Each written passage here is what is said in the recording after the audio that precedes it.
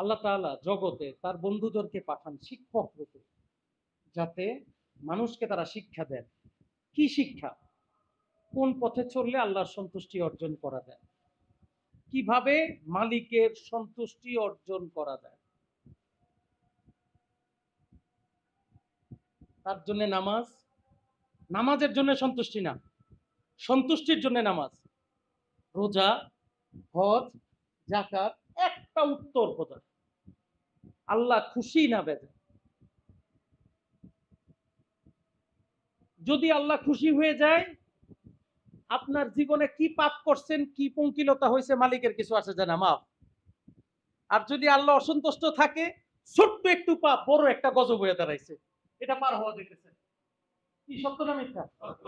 অফিসের বসের আন্ডারে চাকরি করে, বস আপনারে খুব ভালো জানে, ছোট্ট একটা ভুল হয়েছে, বস চাইলে আপনারে মাফ করে দিতে পারে, কি পারে না? পারে না। আবার বসের সাথে ভালো সম্পর্ক নাই, এই ছোট্ট ভুল আপনার চাকরি পর্যন্ত যাইতে পারে। কি বলেন, সত্য না মিথ্যা? ঠিক তেমনি ভাবে দিন শেষে যদি মালিকের সন্তুষ্টি অর্জন করা যায়, মূল টার্গেটটা যদি হয় কি মালিকের সন্তুষ্টি, আর মালিকের সন্তুষ্টি যদি আমরা অর্জন করতে পারি, তাহলে দেখবেন সকল ইবাদত ঠিক হয়েছে। ইবাদত হবে কার সন্তুষ্টির আশায়? আল্লাহর সন্তুষ্টির আশায়।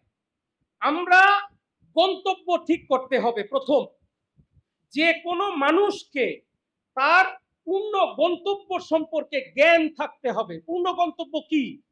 আপনার গন্তব্য হবে আপনি আল্লাহর সন্তুষ্টির জন্য যাবেন, মালিকের রাজি খুশির চেষ্টা করবেন। গন্তব্য ঠিক করেন, গন্তব্যে পৌঁছানোর ক্ষমতা আপনার আমার কর্ম দ্বারা না হইলেও আল্লাহর কাছেই ক্ষমতা আছে। কি বলেন, আছে না নাই?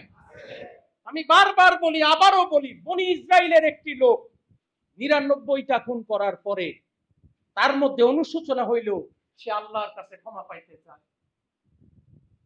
সে বুঝতে পারলো যে আমি এত বছর অপরাধ করছি, কিন্তু উনি জানে না কিভাবে মাপ চাইতে হবে। কিছু দূর ছুটে গেলেন, যাওয়ার পরে একজন আলেমকে খুঁজে পেলেন, জিজ্ঞাসা করলেন, হুজুর, আমি ৯৯টা খুন করেছি, আমি আমার ভুল বুঝতে পেরেছি, আমার আল্লাহ কি আমাকে মাফ করবেন? হুজুর বললেন, তোমাকে যদি আল্লাহ মাফ করেন, তাহলে সাজা দিবেন কাকে? তুমি তো খুনি, তাও একটি একটি না ৯৯টা খুন করেছে। সেই লোক হাতের তরবারি দিয়ে ওই আলেমকে হত্যা করলেন, তার ১০০ খুন পূর্ণ হলো। তারপর তিনি আবার ছুটতে শুরু করলেন, আর মালিককে ডাকতে থাকলেন, আমি কি মালিক তোমার কাছে ক্ষমা পেতে পারি? প্রতিমধ্যে একজন সাধকের সাথে তার দেখা হলো। সাধককে জিজ্ঞাসা করলেন, হুজুর, আমি ১০০টা খুন করেছি, আমার আল্লাহ কি আমাকে মাফ করতে পারে? সাধক বললেন, অবশ্যই পারে, তবে কোন পথে আল্লাহ মাফ করবে আমি তো তা জানি না। আমার চেয়ে একজন বড় সাধক ওই জায়গায় থাকে, তুমি তার কাছে যাও, সে জানে কোন পথে মালিককে ডাকলে মালিক তোমাকে ক্ষমা করবে। ওই লোক আবার ছুটলেন, কিন্তু আল্লাহর কি শান, প্রতিমধ্যে তার ভিতরে কি হইল, তার মালাকুল মউত তার যা রুহু কবজ করে নিল, উনি সাধক পর্যন্ত পৌঁছতে পারলেন না। এমত অবস্থায়, লম্বা ঘটনা, আমি ঘটনা বলবো না, আপনারা জানেন। এর পরেও ১০০টা খুন করার পরেও শুধু আল্লাহর কাছে তওবা করবেন বলে ছুটেছেন দেখে মহান রব্বুল আলামিন দয়া করে তাকে ক্ষমা করে দিয়েছেন। বলেন, ১০০টা খুন করার চেয়ে বেশি অপরাধী কি আপনি আমি? আমরা কি তার চেয়ে বড় অপরাধ করেছি? আমার এই জীবনে সম্ভব? আমি বিশ্বাস করি বান্দা তত পাপ করতে পারে না, আপনার আমার মালিক আমাদেরকে যত মাফ করতে পারে। বলেন দেখি, আপনার জীবনে আপনি যত পাপ করছেন, আল্লাহর মাফ করতে কি একটা তুরির সমান সময় দরকার আছে? 1 মিলি সেকেন্ডে আল্লাহ চাইলে মাফ করতে পারে। পারে না? পারে না? পারে না? পারে না? আপনার জীবন বাদ, আপনার 14 গোষ্ঠীর জীবন, আপনার 14 গোষ্ঠী, বাবা মা ভাই বোন আত্মীয় স্বজন, সবার জীবন এক করেন, সবার পাপ একসাথে করেন, আমার আল্লাহ চাইলে একটা তুলিতে তা মাফ করতে পারে না পারে না? পারে না পারে না? পারে না পারে না? আরে বিশ্বাস হয় আপনাদের? হয় বিশ্বাস? সারা বিশ্বের মানুষের সকল কর্ম এক করেন, সারা বিশ্বের পৃথিবীর সব মানুষের কর্ম এক করেন। আল্লাহ চাইলে এক মুহূর্তে সারা বিশ্বের মানুষের সকল পাপ মাফ করতে পারে না পারে না? পারে না পারে না? আমার আল্লাহ পারে না পারে না? আরে তাহলে আমার ভয় কিসে? পাপ যেহেতু করেছি, পাপ যেহেতু হয়ে গেছে, মাপ চাওয়া শুরু করতে হবে। মোহাম্মদ ইসলাম আপনাকে শিক্ষা দেয় আপনি আমি কিভাবে মালিকের কাছে মাপ চাবো। পেটে ব্যথার জন্য ডাক্তারের কাছে যান, অ্যান্টিবায়োটিক দিবে, পেটে ব্যথার ওষুধ দিবে, টাকা দিয়ে ফার্মাসি থেকে কিনতে হবে। ডক্টরের কাছে গেলে ডায়াগনস্টিক সেন্টারে পাঠাবে, টেস্ট করতে হবে স্টোমাকে কি সমস্যা, শত শত টাকার ওষুধ লিখে দিবে, বাসায় বসে নিয়মিত খাইতে হবে। তারপরে বালা সারবে কি সারবে না আল্লাহ ভালো জানে। কি বলেন, সত্য না মিথ্যা? আপনি মার্ডার করছেন, আপনি জালিম জুলুম করছেন, আপনি কামরিপুর দ্বারা আক্রান্ত হয়েছেন, আপনি অত্যাচার করছেন, আপনি মিথ্যা কথা বলছেন, সকল রোগের জন্য আল্লাহ একটা ওষুধ তৈরি করছেন। তার নাম কি জানেন?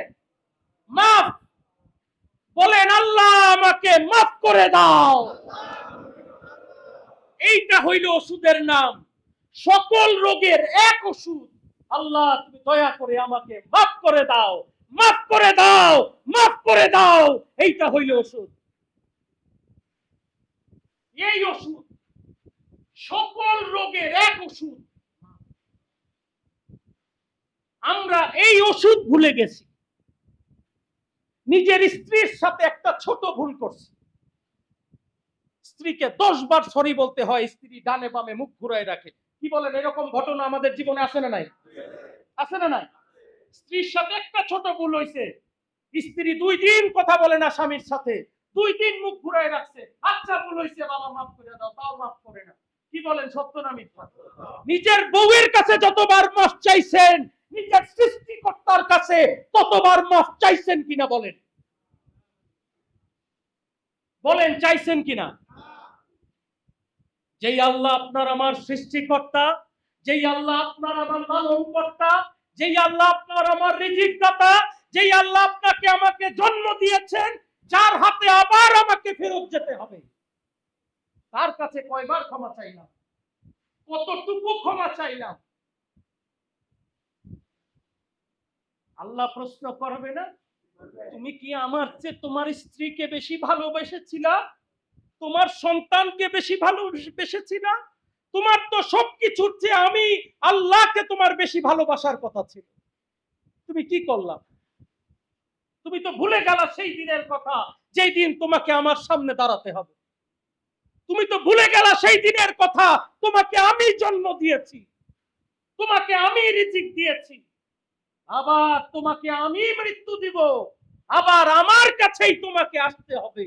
তোমার ইহকাল পরকালের হিসাব নিকাশ আমার সামনে করতে হবে। তুমি আমারই সৃষ্টি, একজন নারীর কাছে এতবার মাফ চাইলা, অথচ আমি যাই তোমাকে সৃষ্টি করলাম, আমার সাথে জুলুম করলা, আমার কাছে তুমি ক্ষমা চাইলা না। কি জবাব দিতে পারবেন? পারবেন নাকি ভাই বলেন? আমি অন্যায় বলছি? আমার কথায় কষ্ট পাইলে ক্ষমা সুন্দর দৃষ্টিতে দেখবেন, কিন্তু ইহা সত্য। দুনিয়ার মানুষের কাছে যতবার মাফ চাইছি, মালিকের কাছে ততবার মাফ চাই না। একবার দেখেন না, বুক ভরে মালিককে ডাকেন না, চোখটা বন্ধ করে বলেন না, আমার জীবনের ভুল বেয়াদবি গুলোকে মাফ করে দাও, আমাকে তুমি দয়া করে মাফ করে দাও, আমাকে তুমি দয়া করে মাফ করে দাও। এর চেয়ে বড় প্রেম জগতে কি আছে? এর চেয়ে বড় ইবাদত জগতে কি আছে? এই অভাবের কারণে আজ মানুষ মনুষ্যত্ব হারিয়ে হিংস্র পশু জানোয়ারে পরিণত হচ্ছে। মানুষের মতো চেহারায় ভিতরে পশু হয়ে গেছে সব। গরিবের উপরে জুলুম, প্রতিবেশীর উপরে জুলুম, 1 শতক জায়গার জন্য 20 বছর মামলা চলতেছে। কি ভাই, সত্য না মিথ্যা? এই মানুষ যদি এই সমাজে দিন দিন তৈরি হয়, আর মাফ চাওয়া লোক যদি এই সমাজ থেকে হারিয়ে যায়, কিয়ামত আর বেশি দূরে না। নিজের ভিতরে মালিককে খুঁজতে হবে, এখানে মালিককে পাইতে হবে, এখানে মালিককে দেখতে হবে, তার কাছে ক্ষমা চাইতে হবে, তার সন্তুষ্টি অর্জন করতে হবে। তার নাম মোহাম্মদ ইসলাম। কি বলেন, সত্য না মিথ্যা? এই জন্য নিজেকে পরিবর্তন করতে হবে। আমরা যারা নিজেদেরকে আশেকে রাসূল বলি, আমরা প্রকৃত আশেকে রাসূল নই। আশেকে রাসূল তিনি, যিনি তার কাম, ক্রোধ, লোভ, মদ, মোহ, মাৎসর্য এই 6টি রিপুকে দমন করতে পেরেছেন। তিনি প্রকৃত আশেকে রাসূল।